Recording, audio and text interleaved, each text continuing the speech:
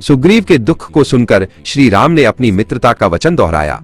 उन्होंने कहा, सुग्रीव, तुम्हें तुम्हारा राज्य वापस दिलाना मेरा पहला धर्म है और फिर तुम सीता की खोज में मेरी सहायता करना। हम दोनों का कार्य एक दूसरे के बिना अधूरा है। सुग्रीव के मन में अभी भी संशय था।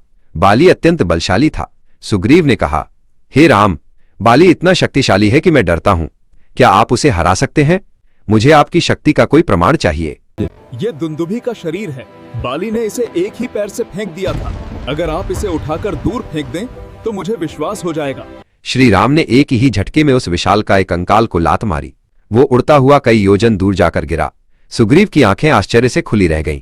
इसके बाद सुग्रीव ने एक और परीक्षा ली। उन्होंने 7 साल के वृक्षों की एक पंक्ति की ओर संकेत किया जो घने और विशाल थे।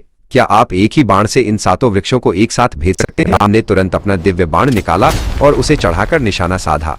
टन की आवाज के साथ बाण ने एक क्षण में 7 विशाल साल वृक्षों को एक साथ छेद दिया और फिर वापस राम के तरकश में लौट आया। सुग्रीव ने अब राम को एक साधारण मनुष्य नहीं बल्कि स्वयं नारायण का अवतार माना। उन्होंने राम के चरणों में अपना सिर झुकाया और कहा, प्रभु, आपके जैसा बलवान तीनों लोकों में नहीं है। मैं आपकी आज्ञा का पालन करने के लिए तैयार हूं। अब राम, सुग्रीव और लक्ष्मण ने किष्किंधा जाकर बाली को ललकारने की योजना बनाई। हनुमान ने सुग्रीव को समझाया कि बाली के सामने पहली बार में हार नहीं माननी है ताकि राम को अवसर मिल सके। चारों वीर किष्किंधा के पास पहुंच गए। सुग्रीव ने एक शक्तिशाली और गर्जनापूर्ण दहाड़ लगाई जिसने पूरे पर्वत को कंपा दिया। ये बाली के लिए सीधी चुनौती थी।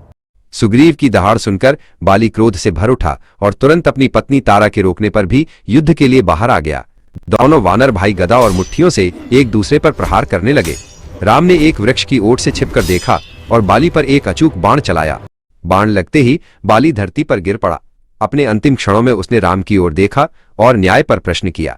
राम ने उसे धर्म का मर्म समझाया और उसे मुक्ति का मार्ग दिखाया। बाली के वध के बाद राम ने सुग्रीव को किष्किंधा का राजा बनाया।